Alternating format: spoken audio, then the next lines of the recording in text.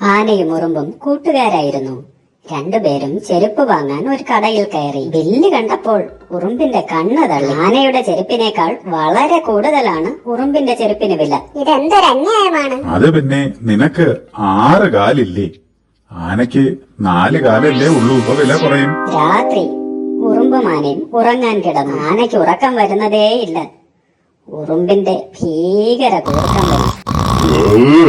രാവിലെ ഉറക്കക്ഷീണവുമായി ജോലിക്ക് പോകാൻ ഇറങ്ങിയ ആന തടുക്കോ പിടുക്കോ ബോധം കെട്ട് താഴെ വീണു. കുറച്ചു കഴിഞ്ഞു ഉറുമ്പും ബോധം കെട്ട് താഴെ വീണു. രണ്ടുപേരെയും ആശുപത്രിയിലേക്ക് കൊണ്ടുപോയി. ഉറുമ്പ് ICUവിലായി.